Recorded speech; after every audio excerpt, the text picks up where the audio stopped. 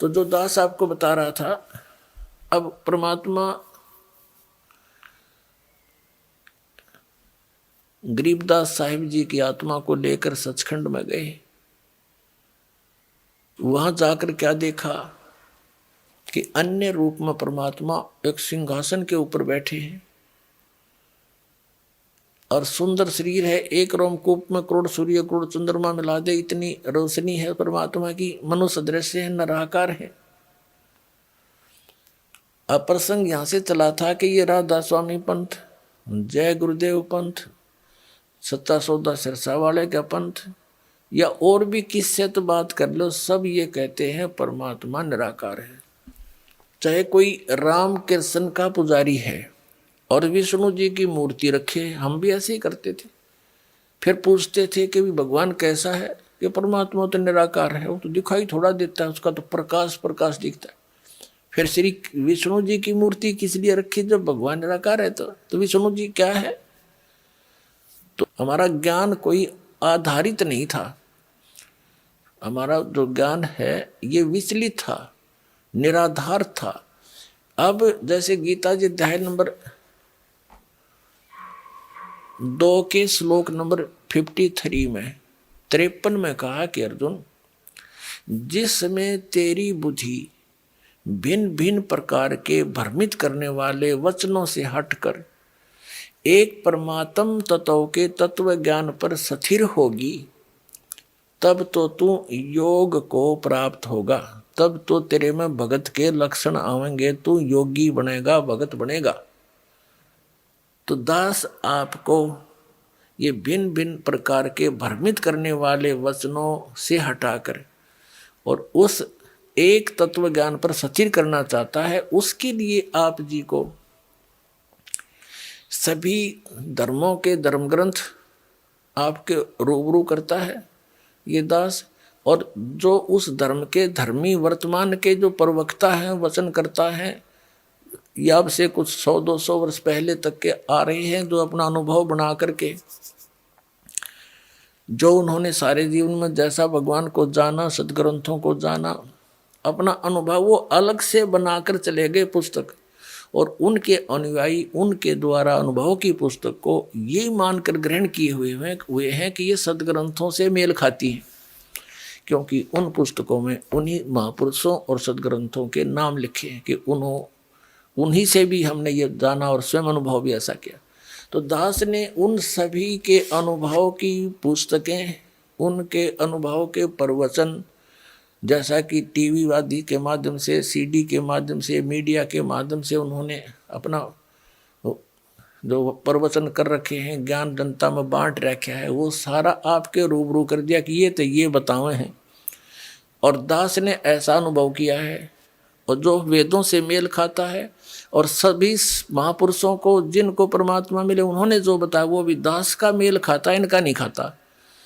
तो इससे उनको रिजेक्ट कर दो, तो उस गलत अनुभव को, गलत ज्ञान को, शास्त्र विरुद्ध ज्ञान को त्याग के और शास्त्र विरुद्ध साधना को त्याग कर शास्त्र अनुकूल साधना ग्रहण करो।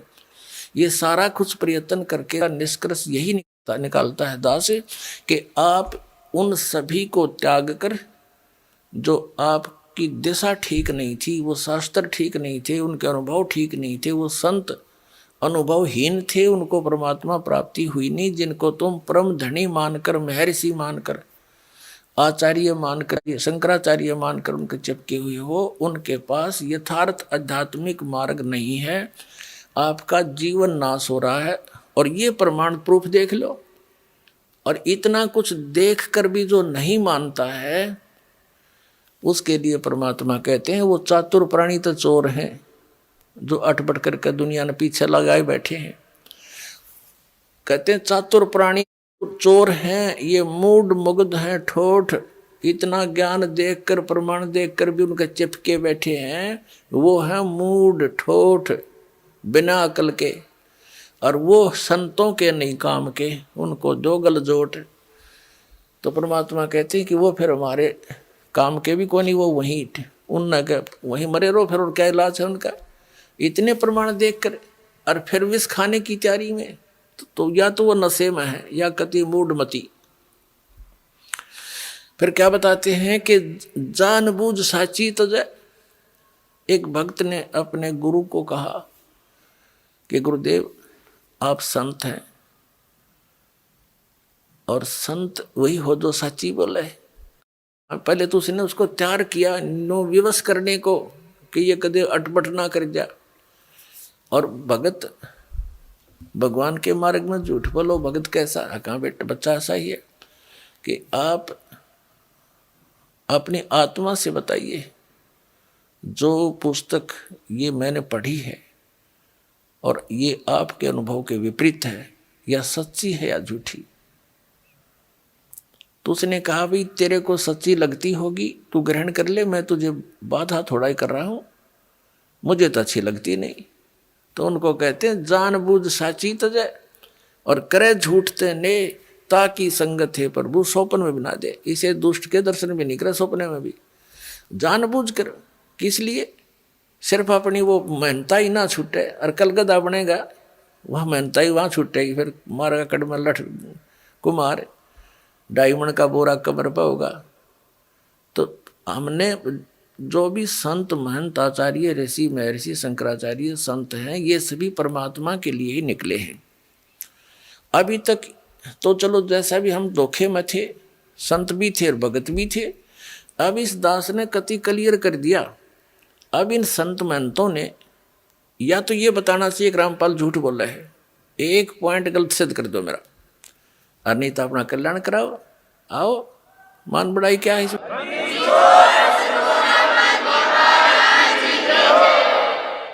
अब जैसे एक डॉक्टर है और डॉक्टर के पास औषधि की खोज होगी, आपका वो रोग है, उसमें मान बढ़ाई की है। डॉक्टर का काम तो दवाई देना, मरीज का काम लेना और खाना। उसमें के कौन बड़ा और कौन छोटा?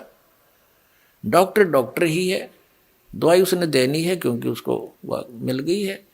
तो दास के पास इस जन्म मरण के दीर्घ रोग को नाश करने की वो यथार्थ औषधि यथार्थ मंत्र हैं, जो आज तक न ब्रह्मा जी को प्राप्त हुए, न विष्णु जी को, न शिव जी को। वो दास के पास उपलब्ध।